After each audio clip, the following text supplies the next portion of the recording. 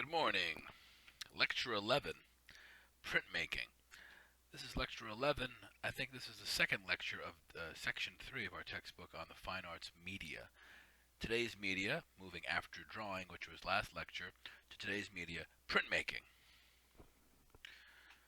Printmaking originated in the West very soon after the first appearance of the first book, which was printed with movable type, called the Gutenberg Bible, a very famous book.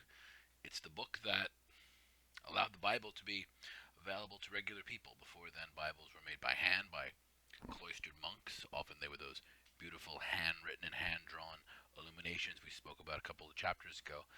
But printmaking was first put to use for the Bible, the Gutenberg Bible being the most famous one. If you happen to have a copy of the Gutenberg Bible from the 14th century, it's nearly priceless. Anyway, lots and lots of Gutenberg Bibles were printed because printmaking is all about there being multiples, more than one. A painting or a sculpture is usually one of a kind, but a print always exists in multiples. Anyway, in post-medieval Western culture, prints, which were the primary mode for book illustration, were fundamental to the creation of our shared visual culture. And I think we take that for granted. We live in a world with the internet and with magazine culture, and even newspapers have color photographs of them nowadays. But in the year 1493, what you see in front of you was a big deal. That was this is a woodcut made for a book called the Nuremberg Chronicles, kind of an encyclopedia of the history of the world, the whole world. And I guess an early 15th century encyclopedia. And this drawing of Venice, and it's St. Mark's Square you see there in the center, which pretty much still looks like that if you've ever been to Venice, was a big deal that this image could travel through the whole of Europe, and people who'd never been to Venice could kind of get an idea for what it looks like. So, again, the power of the printing press.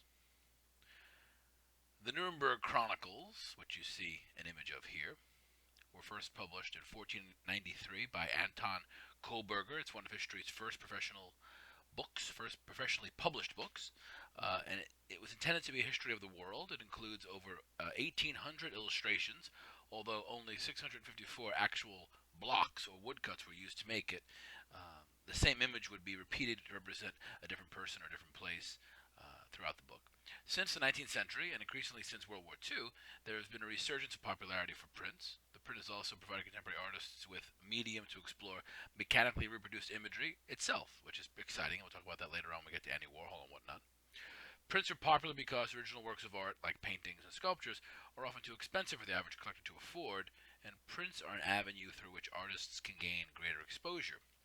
If I can explain that a little bit, a print allows, well, if I make one drawing of this beautiful aerial view of Venice, I make one drawing, it's kind of precious, it's just one of them.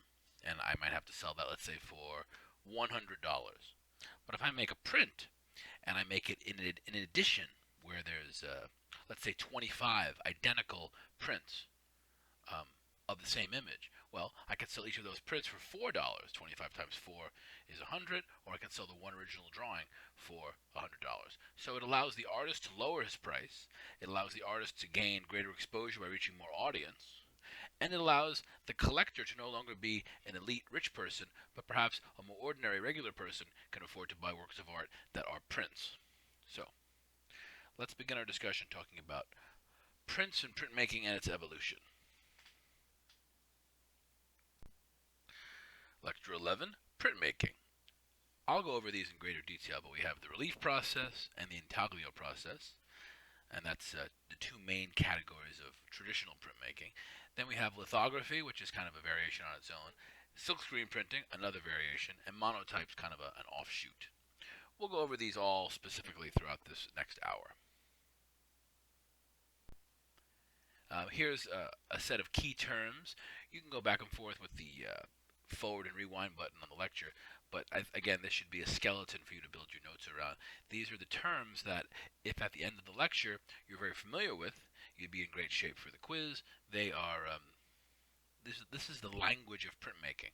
If you know what these terms mean and what's different about them, what's the same about them, which categories they belong in, you'll have done well to understand this lecture, as well as Chapter 11 in our textbook series, A World of Art.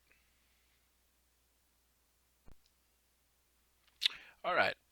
Um, a print is a single impression or an example of a multiple edition of impressions made on paper from the same plate or master image.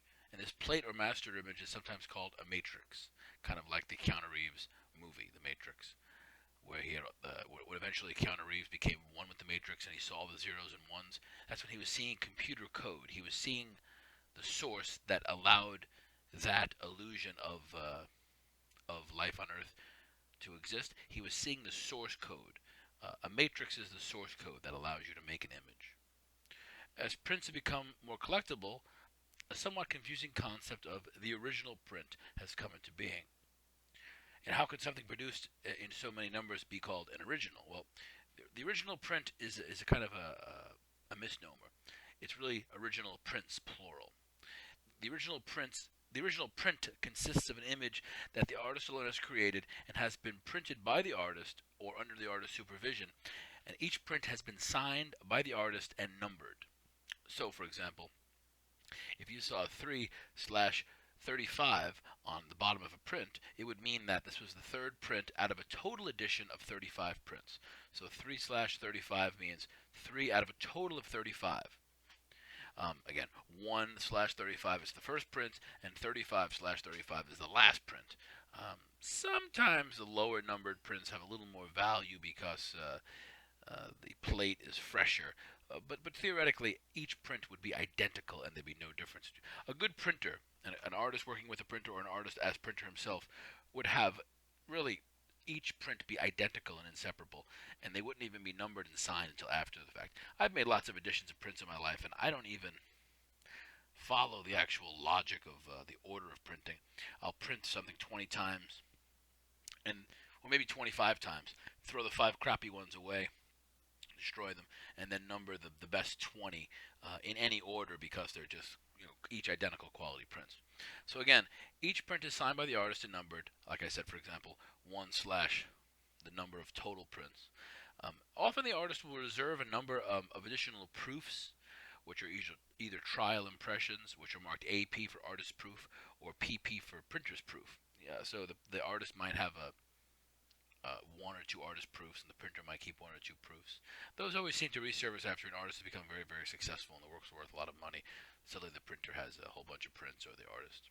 Anyway, after an edition is printed, and after you get to the 35th print, the plate is supposed to be destroyed, and that ends the edition. So again, the idea of original print means all of the prints in the original edition that have been approved and numbered by the artist. Those are all what we call the original print, all what we call the edition of prints. They're all identical, but they're numbered with the number 1/35, 2/35, etc. There are 5 basic processes of printmaking: relief, intaglio, lithography, silkscreen, and monotype. And we'll talk about all of those in the next hour, but relief printing will go first. What you see here on the computer screen is a cross-section of relief printing, the relief process.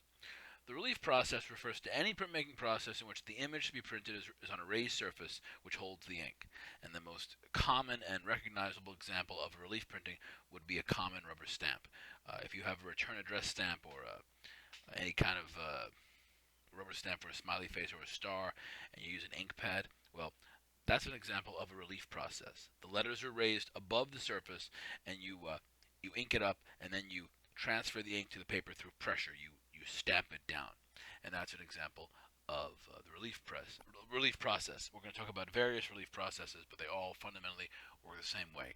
The ink sits on top of the image, and when you ink the page, you can see in this little cross section here, the ink sits on the top edge, the paper goes on there, you run it through a press, add pressure, peel the paper off, and you have your print. We'll talk about various relief printing techniques now.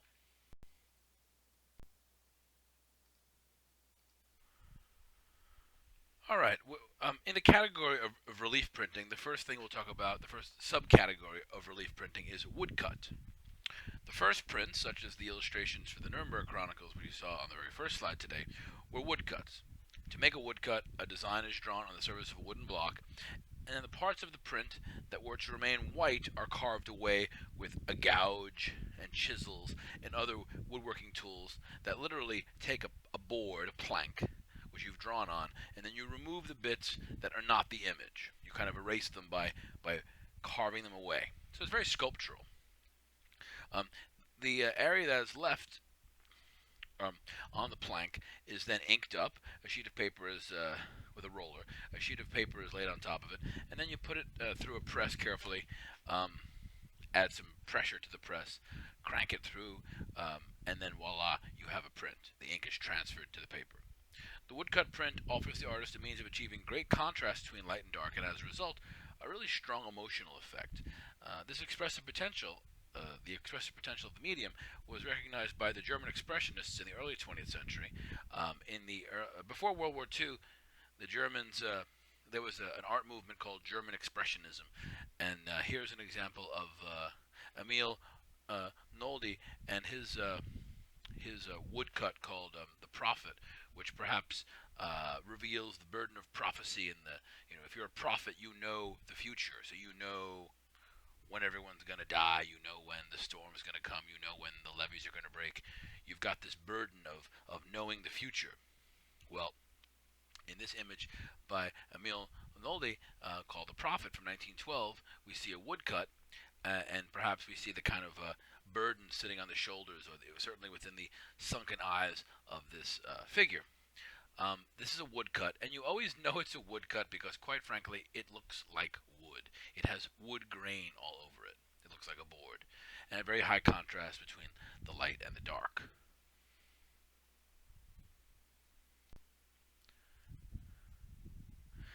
19th century European artists became interested in woodcuts and the woodcut process through their introduction to Japanese prints.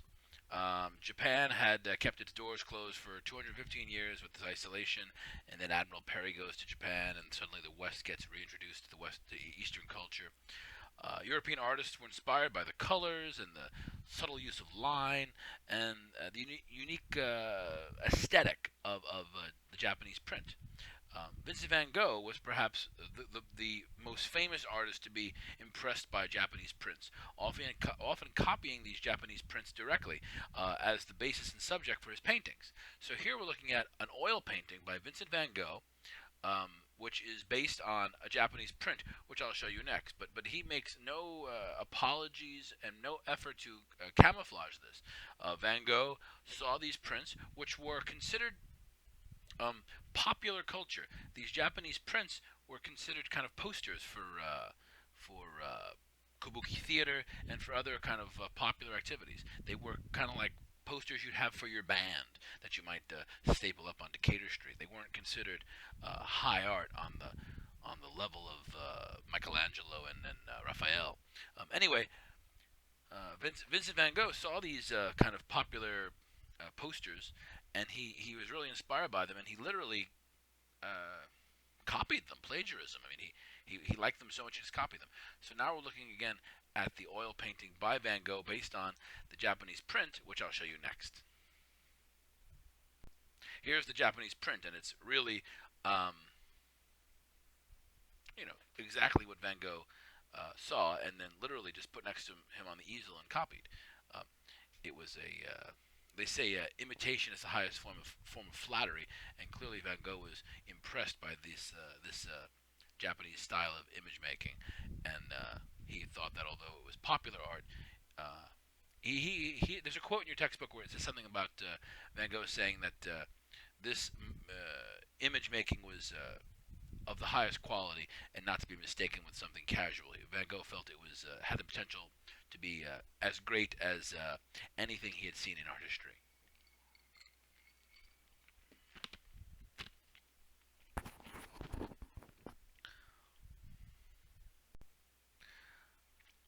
Shaving a Boy's Head by Kitagawa Utamaro. Again, Japanese prints, Japanese woodcuts.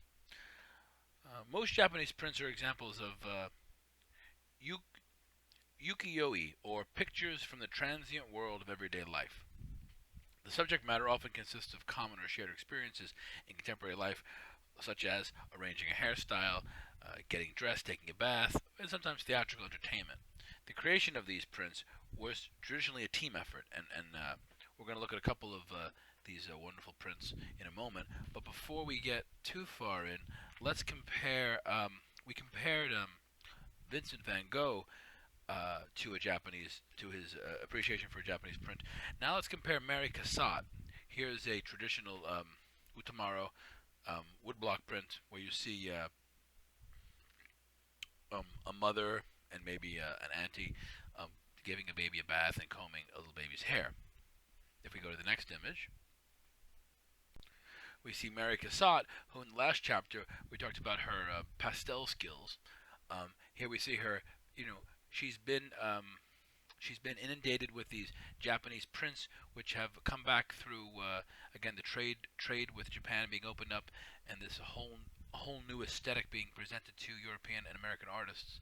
And she's again borrowing the subject matter. You know, not that American and European mothers don't give their children baths, but it wasn't always considered a subject. It wasn't a popular subject for art making. So if nothing else, Mary Cassatt's borrowing the subject matter. This is a dry point print. We'll talk about this specific technique a little later on. It's another kind of relief process, however. That being that a plate is taken, a piece of wood, a piece of linoleum, or a piece of metal, and then you carve into that image and then you add ink. Here's Kitagawa Utamaro, and here's a kind of a self-portrait detail from um, a larger triptych piece, which I'll jump to next. But this is the self-portrait of Utamaro, the master printmaker, a man kind of in drag. It's a wonderful and kind of bizarre triptych, which we'll see next. But this is the artist, a detail of the piece, the artist in drag. Okay, here is Utamaro's studio. Once again, we have an artist, a printmaker, who is turning the subject matter onto himself and showing us the world of 18th century printmaking. I'm an artist, and I always appreciate this kind of self-indulgent subject matter because it lets me understand exactly how artists worked in their studio.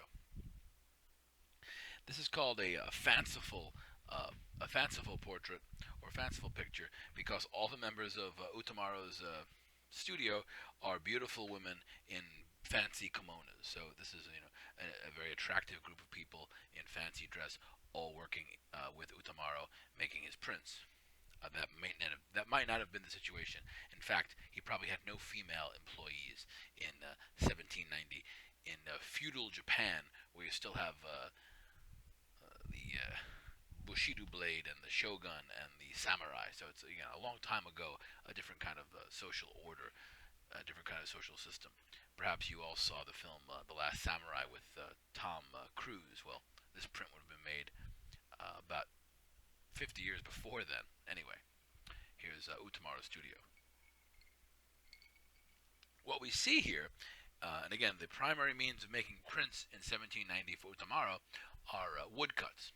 But what we see in this triptych, three-panel piece on the far left, we see three assistants making paper. Paper is handmade. You take tanks full of water, which have pulp, which is made from cotton or linen or any kind of fibrous plant, and you have to literally beat it with a stick all day. And you see the stick in one of the tubs. You beat the pulp all day long. Then you soak it in a bath of water, and then with a screen you carefully pull this kind of pulp out of the bath of water, lay it down on some felts, and then press them and carefully brush them until they become smooth sheets. Then when they're a little bit dry, you hang them up, kind of like hanging up laundry. So the first panel on the far left shows us paper making. Then in the central panel we see In the foreground, we see a woman carefully sharpening a gouge or a chisel on a water stone. She's pushing the chisel back and forth to have a sharp edge. In the middle, we see a woman looking at a block of wood that she's drawn on already. I think she has a pencil in her hand. She's drawn on it, and there are some small carving tools available for her to use. But then in the background of the central panel, we see another artisan or craftsperson with chisels and a mallet, and there's a bunch of little wood chips at the bottom of her table. She's been hacking away at that plank. Again, relief printing. She's removing what's not part of the print. Essentially, very sculpturally carving the block of wood, the plank of wood, until the image is left behind. Then on the far right, we see people reviewing the prints. They're kind of reviewing the prints, having a cup of tea, and examining the product to see if it's up to speed. Now, if it was up to speed, if it was as good as the artist required, then they would review the edition and they would sign them.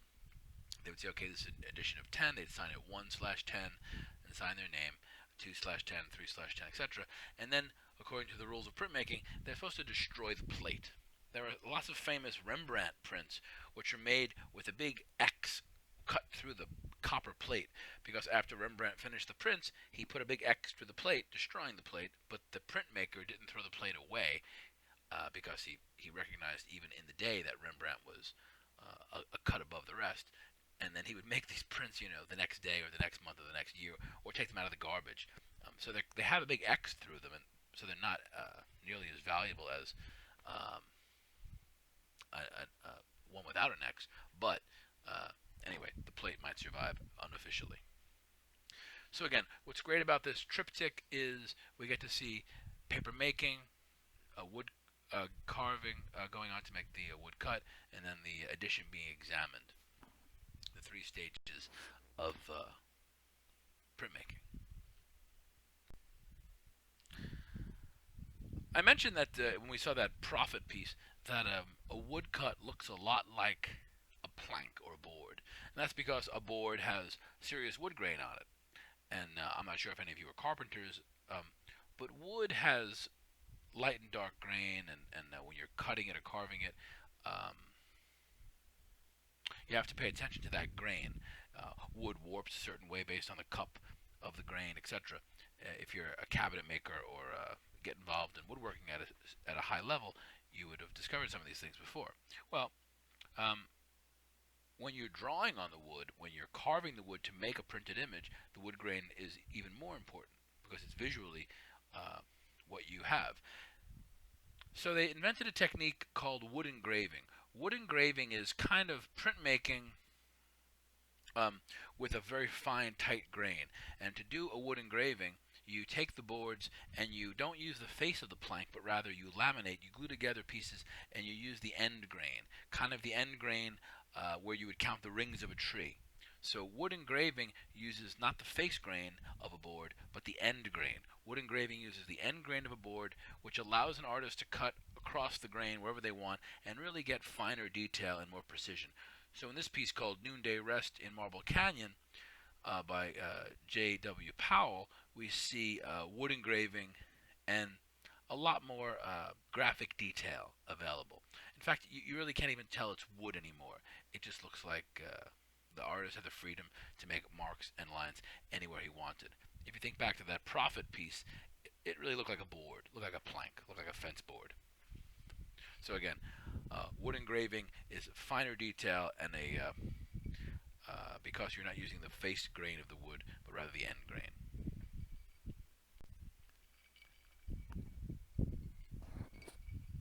Paul Gauguin, a friend of Van Gogh, who lived in Tahiti. I don't know how many of you in the class are under 40 years of age, but if you're interested in becoming an artist, Paul Gauguin was a banker until his 40th birthday, and then he left his native France, he left Paris, and he kind of dropped out of society and moved to Tahiti and became an eccentric, wacky artist and friend to many artists, Van Gogh being one of them. This is Watched by the Spirit of the Dead. In 1890, Gauguin dropped out of Parisian society and moved to Tahiti, kind of as an islander. Anyway, this is a woodcut printed in black um, on a end grain boxwood. So it's just actually called a woodcut, but this is an example of a wood engraving because he's using end grain. Boxwood is a kind of tree that grows slowly and has very, very tight grain. This is again an example of the fine detail available for wood engraving.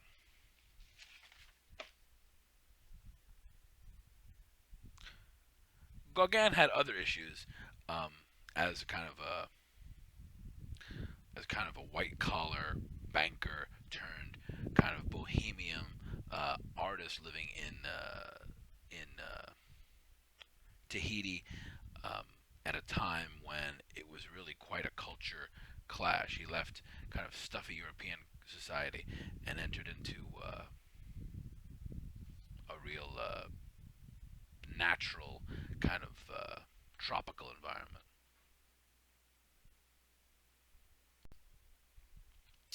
Here's Picasso again. We'll see Picasso throughout the semester. Luncheon on the Grass, 1962, made pretty recently. I mean, for Picasso, because he was painting in 1907. He lived until 1971 or two, so he did live a long time, had a very full life, made lots and lots and lots of art. Anyway, this is a print by Picasso, and this is an example of a linoleum cut or lino cut. A linoleum cut is made on linoleum block. Linoleum is not quite wood, but rather it's a byproduct of wood. Linoleum, and you may have heard the term from your parents or grandparents when they talk about the vinyl floor in your kitchen. They say, "Be careful that we have new linoleum," or "I have to sweep the linoleum." Anyway, a linoleum was a flooring material used in World War I, World War II on battleships. Linoleum is compressed cork, compressed with linseed oil. Um, Cork comes as a tree byproduct. Cork comes from the cork tree. It's the outside 2 or 3 inches of kind of below the bark on the tree, and it's peeled off these cork trees. So to make a linoleum block, you take sheets of cork, like wine corks, thin sheets of cork, and then they compress it even tighter under a lot of pressure with oil, so it kind of stays in place. So when you make a linoleum block cut, you have a lot of freedom because it's very soft and very very forgiving, and you can very quickly kind of whip through it. Again, they used it to line the floors of steel battleships in World War I and World War II because they were metal ships that had a lot of clanking noise, so they needed kind of an absorbing floor, a sound absorbing floor. So they invented linoleum, or at least they mass produced it and it became available. In fact, I think artists found it as a kind of industrial byproduct that they could use to make prints after the fact. Nowadays, we have vinyl flooring, so now they make linoleum just for artists, so it became expensive. What's nice about this image by Picasso is that this will teach us about what this thing called registration is. Up until now, all the prints we've seen were just one color, black, on white paper. So you inked your plate up once, and you printed it on white paper, and it was black on white. Here we see yellow, red, blue, green, and black. Now, Picasso made this print in an interesting way. He was very inventive. He's a genius, visual genius, artistic genius, and he invented a technique which requires you to be really, really confident in your ability. But it solves the problem of registration. So by me describing this to you, hopefully I'll explain to you what this thing called registration is. Um, you don't notice registration in a print when it's done properly. You only notice it when it's done incorrectly. If you ever look at a magazine or an advertisement and it looks blurry to you, almost like 3D blurry, that's because the registration is off and one of the plates, one of the colors is printed maybe an eighth of an inch or a quarter of an inch kind of off. So the colors don't go in the exact right spot. You find it like in used car ads sometimes in the newspaper where the registration just shifts. Usually where you have Shotzi printing and less control and concern for quality, you can get misregistration. And misregistration means one of the plates, one of the colors, is not put in the exact right spot. It's just off a quarter of an inch or an eighth of an inch. So, for example, if I did a simple print of a sea with a sky, a blue sea, a green sea, let's say, a green sea with a blue sky and a yellow sun. Well, I have to print the blue on the sky area of the page, and it has to have a blank circle there. And that blank circle is where my yellow sun is going to go. But if I print that yellow sun and I try to get it to land right in the middle of that white blank circle in that blue field of sky. If I miss by an eighth of an inch, I'll wind up with a kind of a blue overlapping yellow. I'll wind up with a green crescent. So it'll be blue sky, yellow sun, and then a little sliver of white where I missed my circle, and then a little sliver of green where I've overlapped my yellow sun onto my blue sky. So registration is about getting the colors precisely where you want them when you use multiple plates. This print is made with multiple plates. But Picasso didn't want to worry about all the complexity of registration. So what Picasso does is he takes his linoleum cuts, and instead of using the 5 plates he would normally need, he uses 1 plate, and he cuts all the yellow away, and then he prints, let's say, 50 sheets, and then he prints all the blue, and then he prints on top of those same sheets, and then he goes back again to that same linoleum plate, and he cuts more away. Picasso has the nerve and the courage to work without registration because he doesn't make 1 plate for each color, but rather he uses the same plate and cuts more away between colors. So Picasso never sees this complete image until he finishes cutting the last plate and prints it, and by then, of course, he can't go backwards and change anything. Where you see the color green in this image, that's the blue plate and the yellow plate overlapping. So that's an example again of primary colors making secondary colors. In this case, secondary colors that become a little deeper and darker. Linoleum cut by Picasso.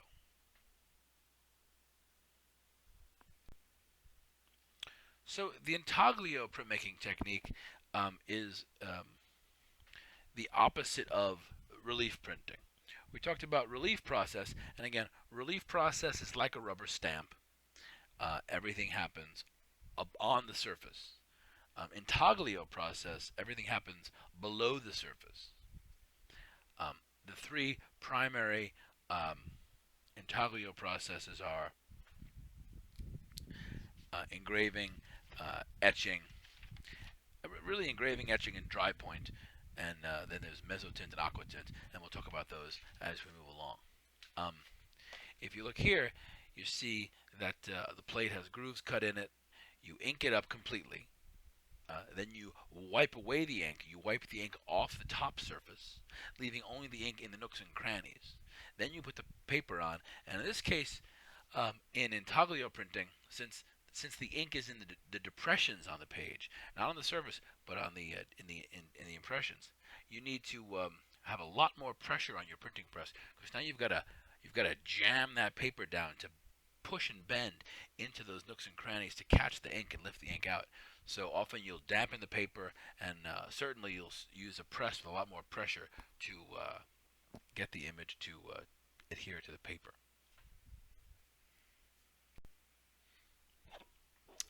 This will make more sense if you go back to it later, after I talk about engraving, etching, and dry point. But let me talk about what we're seeing here. This is a cross section of an engraving plate, an etching plate, and a dry point plate. Top engraving, middle etching, bottom dry point. And what's just important to know, and you can go back to this to understand it better, is some of the words that are in this chapter. For example, the top one's engraving. And engraving is the way they make money, the way the U.S. Mint and all the mints of the world make money.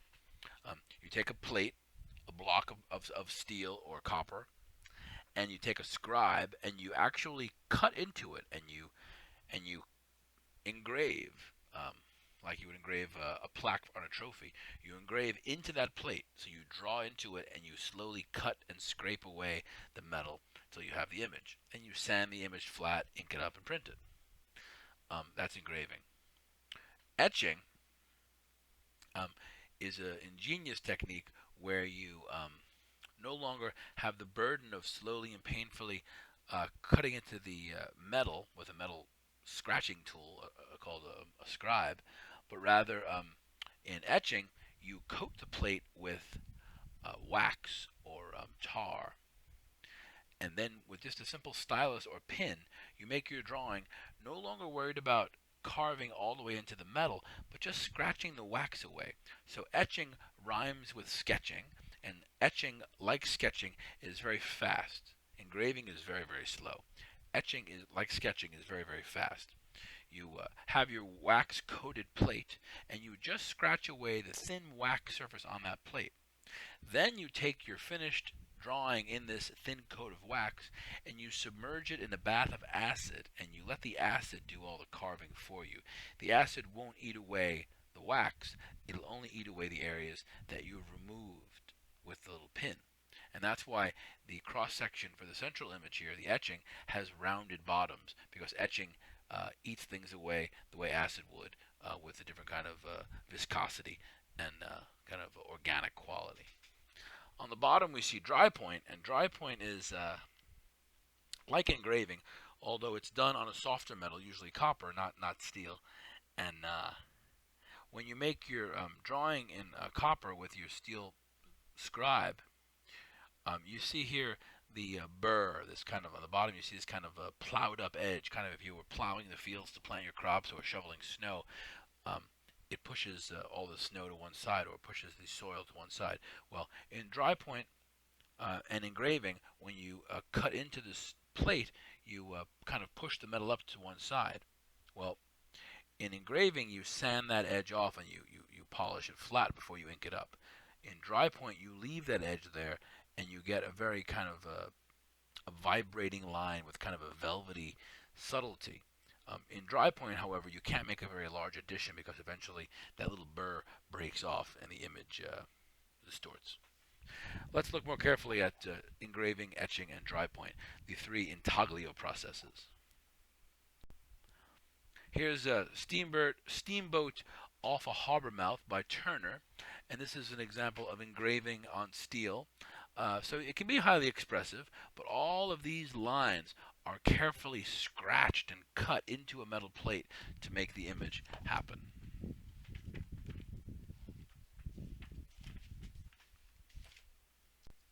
This is probably a better example of engraving. We have two preliminary images by Albert Dürer. Dürer is a great 16th century, early 16th century Germanic artist. He made paintings, and he's considered the kind of the giant of engraving. This is a proof. In other words, this is a in progress image of Adam and Eve. So you see, he's drawn on the plate, and then he's carved lots of information there as he's made the birch tree and the different animals in the background, but only has one of Adam's legs finished just yet. This is a printer's proof of an engraving. Here's a secondary printer's proof at the second state. Now you see both of Adam's legs are complete. What's nice is these proofs have survived, so we can kind of, again, see into the artist's working process. Here's the finished plate, Adam and Eve, in the fourth state by Albert Dürer, 1504. It's an engraving. And it's a wonderful, wonderful image. If you look carefully at it, you see the amazing amount of graphic detail. Literally, Dürer is cutting every single image, every single line, every single habit of hatching and cross-hatching and contour and tonality and whatnot. Dürer is one of the great early masters of intaglio, engraving in this case, and his image of Adam and Eve demonstrate his the exceptional detail that can be achieved through engraving, and also Dürer's exceptional skill. Two of Dürer's early proofs have survived to reveal the artist's process, which we just saw, and these stages allow Dürer to see how well his incised lines would hold and transfer ink, as well as show the image in its correct view, because, again, when you make a print, and if you think back to your rubber stamp for your return address, when you make a plate, it's backwards. The letters are all in a mirror image, so you don't really ever see it till you print it. If you look there in the Adam's holding a branch with a parrot on it, and on that branch there's a little tag that says Albert Dürer and the year 1504. That would have been drawn backwards. That would have been engraved backwards to print in the positive. Anyhow, through the development of that image of Adam, one can see Dürer as he employed hatching and cross-hatching to build his areas of shadow and greater density, as well as let the image evolve.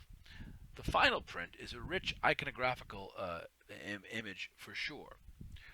While the snake while the snake is the creature most often associated with this great event of Adam and Eve and the apple and Garden of Eden and whatnot, there are many other animals that represent different stories which would have been clearly recognized iconographically to a 16th century audience. Uh, Ethnocentrically, this would have been an easily recognized image to a 16th century audience. The cat is a symbol of deceit and perhaps sexuality. The fact that the cat is about to pounce on a mouse suggests perhaps Adam's susceptibility to Eve. The parrot over Adam's shoulder is a symbol of wisdom and language. Parrots can talk.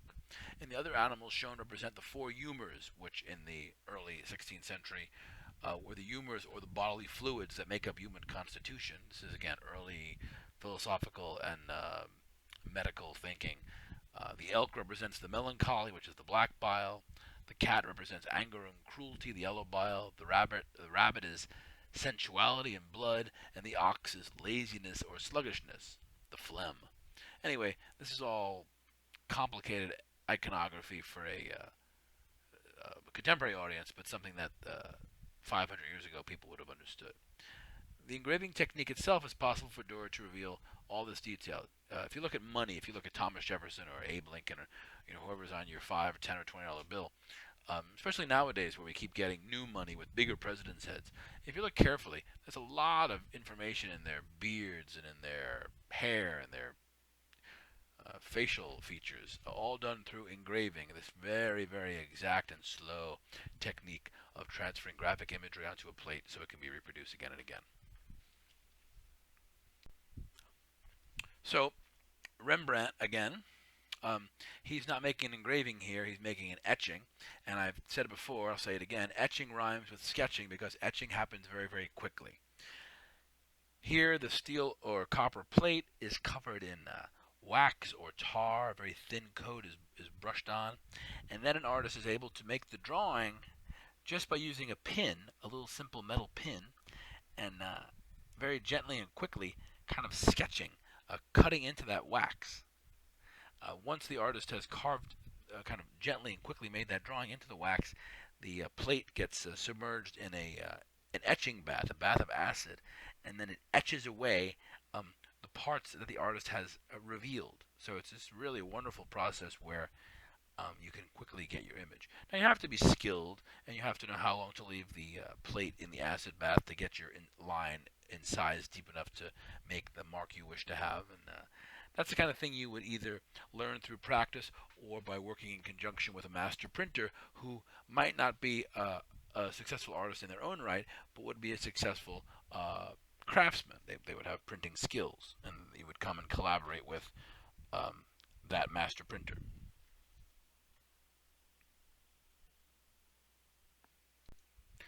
Kate Kollwitz made that charcoal drawing we saw, the self-portrait yesterday or last lecture, where you saw Kate Kollwitz drawing her face in a very detailed manner, and then her arm with a real jagged line. Here, Kate Kollwitz has got a little heaviosity going on. Death, woman, and child, so always this kind of dark subject. But we have this emotional conflict. Kate Kollwitz deliberately avoiding the use of color in her work. She prevents this emotional conflict and the oppositions of black and white. The heavily inked shadow created where the mother presses her face against the child's forehead creates a depth of feeling and compassion, I think, as we see two generations embracing here. And with their eyes closed, we're not sure if they're both alive, and we're not sure who's sleeping and what the situation is exactly.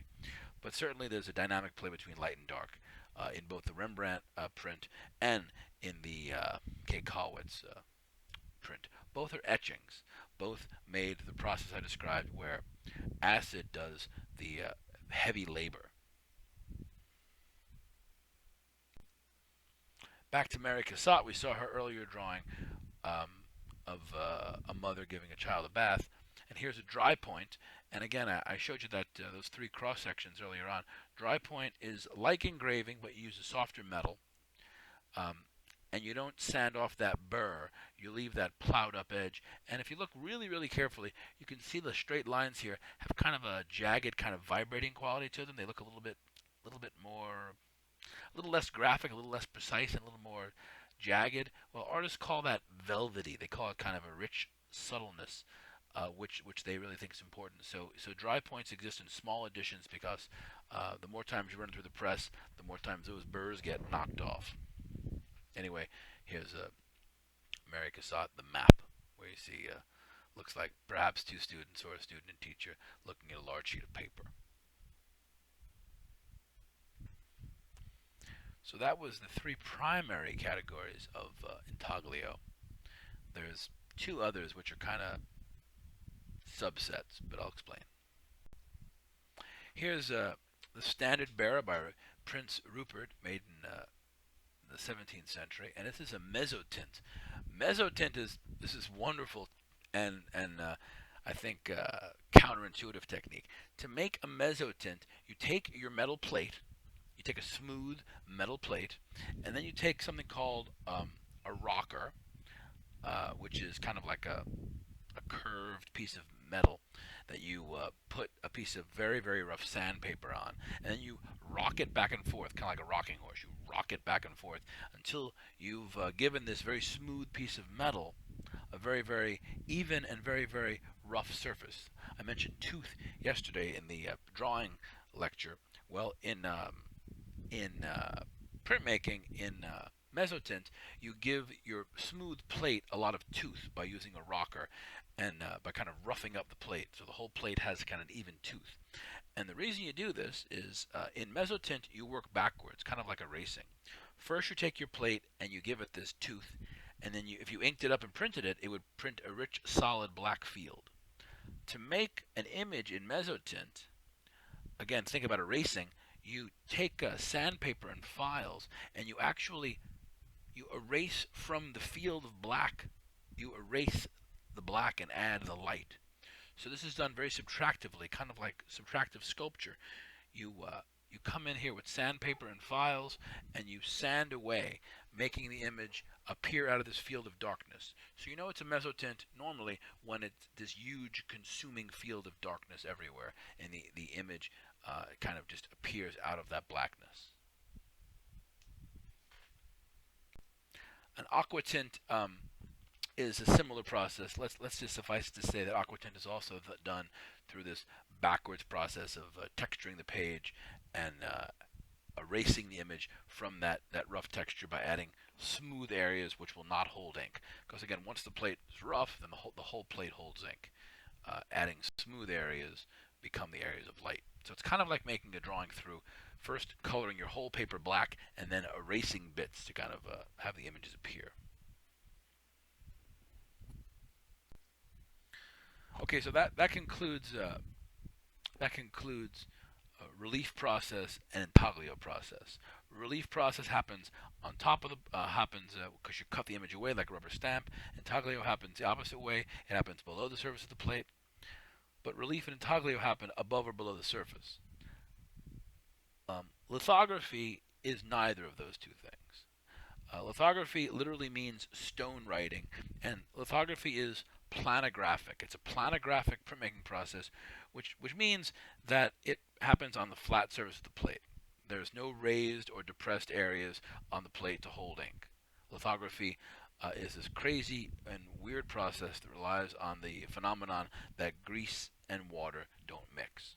It was invented accidentally, discovered accidentally by a German playwright who was trying to publish his own play, and he came across this wacky method by using very smooth pieces of limestone. I'll try to explain lithography to you. This is a lithograph you're seeing here by Edward Manet called The Races, and it's very, very fast. You use a greasy crayon like lipstick called a touche stick, T-U-S-C-H-E.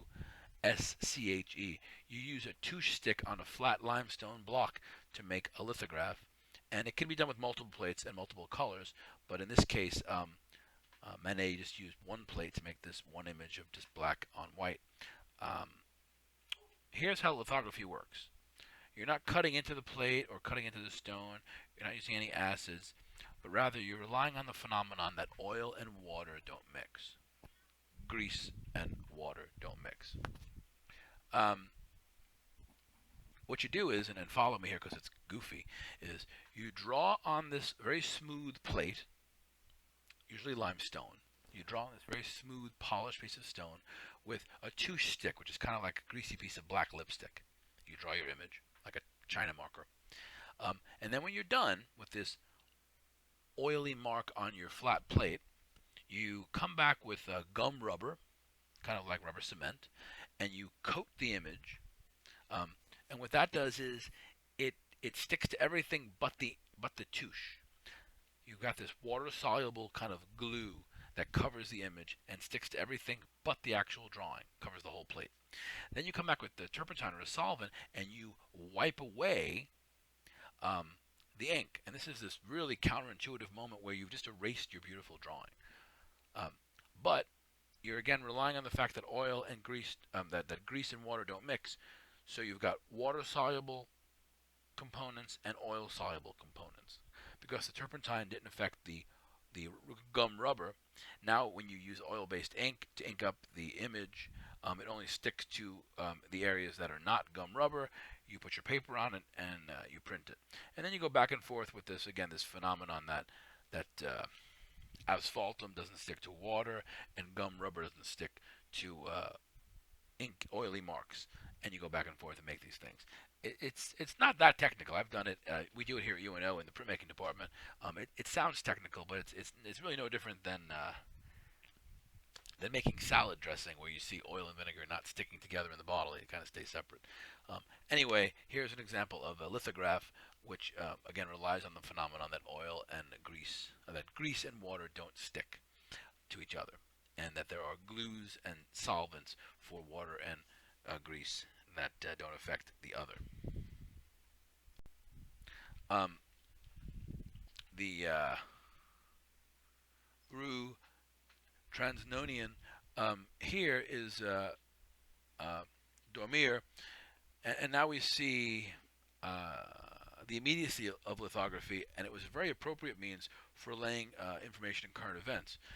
In the 1830s, you would see lithographs in newspapers and magazines each day and each week. Um, Daumier was employed by the French press for many years as both an illustrator and a political caricaturist, and his famous print here is a direct reportage of the outrages committed by government troops during an insurrection on the Parisian workers' quarters. So again, you've got this moment where the French government is incorrectly cracking down and seizing and murdering some laborers. And now photography is not really happening yet, but now this drawing can be made and it can be printed in mass quantities and put into a magazine and put up as posters throughout the city, and it can create kind of a political awareness and again be the beginning of kind of propaganda.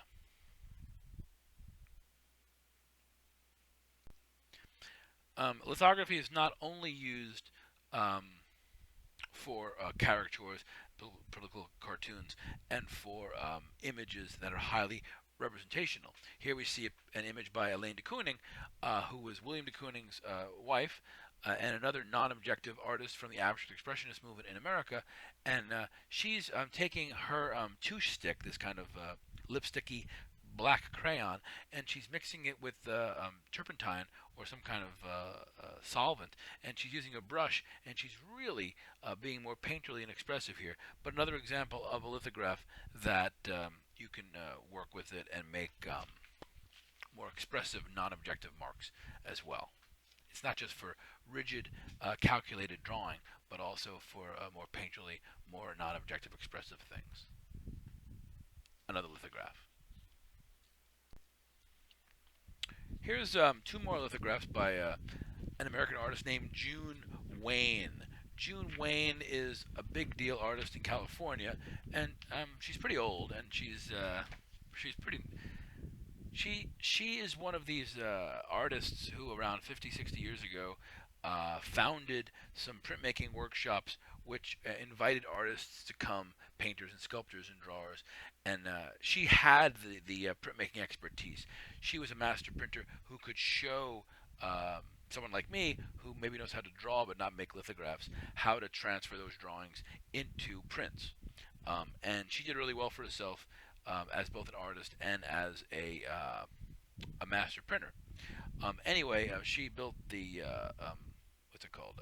The Tamarin Lithograph Workshop in 1960, which in New Mexico invited artists to come and do prints, and of course the nice part about when you come and make an edition of prints if you came to my printmaking shop and made a print, you would leave me a printer's proof. So after 10 or 20 years, I'm going to have hundreds and thousands of prints left as kind of the toll you paid to use my presses and to use my expertise. So she's also built this fantastic art collection. Another advantage to printmaking is it's very democratic. You get to share them. Over at UNO, if you take a printmaking class, let's say there's 20 kids in the class. Well, at the end of the semester when you leave with your prints, you also leave with a portfolio with one print from everyone in the class, because you can make an edition of 20 and then just trade them all off, and you can wind up with not 20 of the same image, but 20 separate unique works of art from each of your classmates. So again, the democracy of printmaking is that you get to share them. Anyway, June Wayne makes these.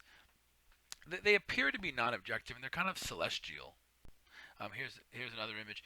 She's a terrific graphic artist, and she deals with science and discovery, and always embraces feminist issues. Um, and science and genes and rats and she seems like the kind of person who has lots and lots of information, and who presents them in these kind of, I think, very very aesthetically elegant ways. But there's always this underlying kind of scientific situation. This image here is something about the cosmos and nuclear war and whatnot. I mean, she has a big political. You see, there's some figures in the kind of lower right hand corner, kind of embracing each other, maybe a bird flying or something. Her personal narratives are not always so available, but I think the works are very complex and certainly evocative of a lot of things. Another example, though, of a lithograph. Robert Rauschenberg he died recently. Rauschenberg died a couple months ago. He made this lithograph in '63. He's an important American artist who if nothing else, was very inventive in using what we call mechanical reproduced imagery. He's drawing here with a brush in this lithograph. But if you look there, he's got Sandy Koufax pitching a baseball in the middle left. He's got guys tending race cars and rafts in the upper right. It looks like he's got people wrestling or posing in the lower right-hand corner. He's taking newspaper and magazine images, and he's finding a way to weave those into his lithography. 63, kind of around the time of Andy Warhol and the kind of advent of pop art, but without the kind of crispness of Warhol.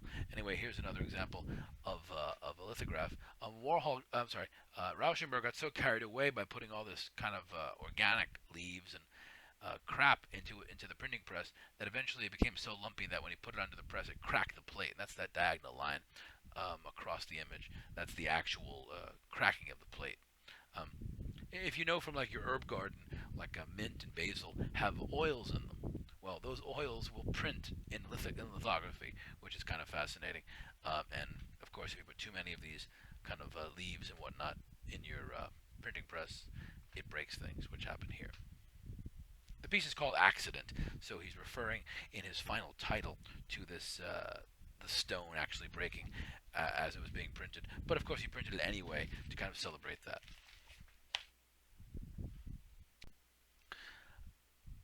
Okay, now we move on to silkscreen.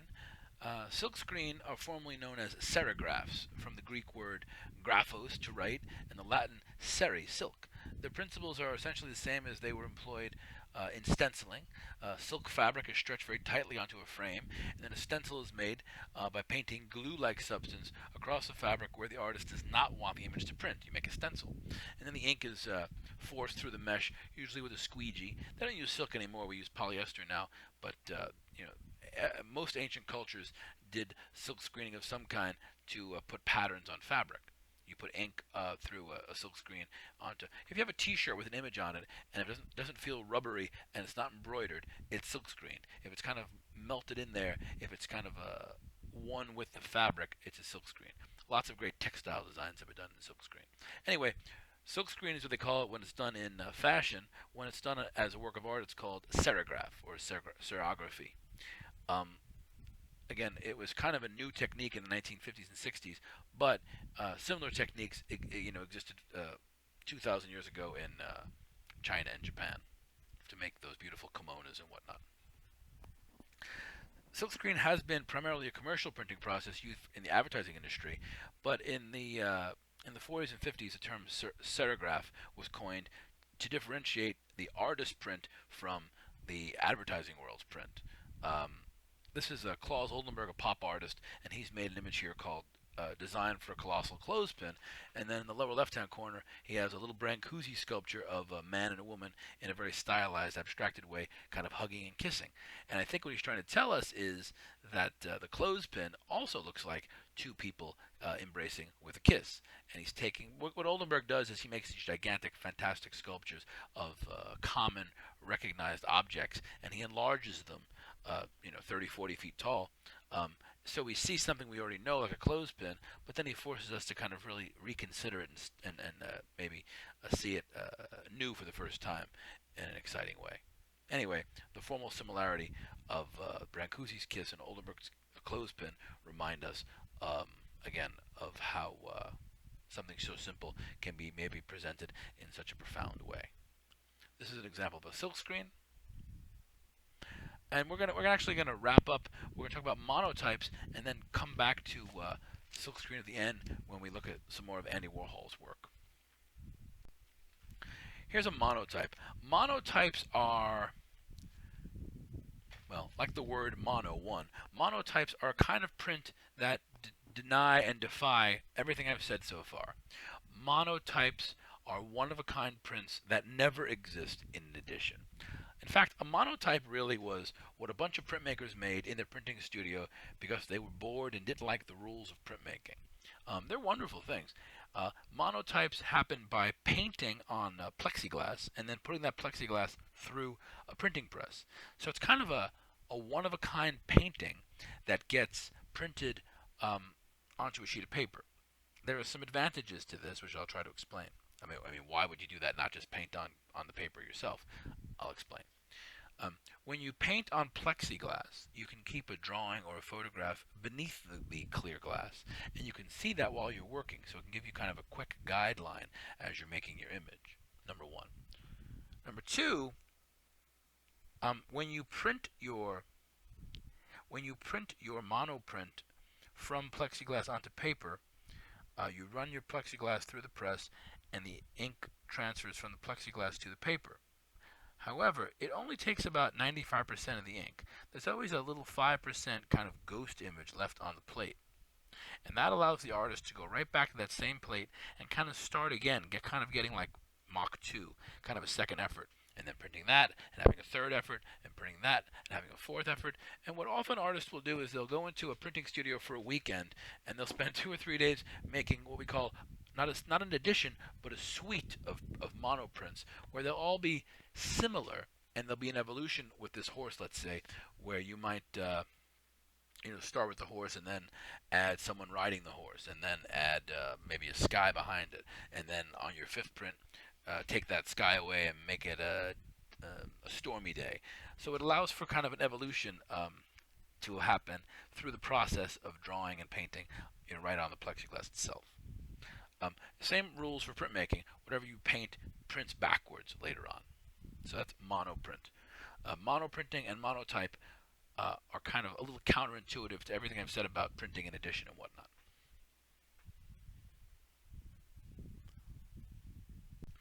And then now we're going to end with 2 Andy Warhol pieces. This is one of the famous Marilyn Monroe's by Andy Warhol, made in 1967. It was just a few years after she died. She died, I think, in '62. And he's intentionally using these garish colors.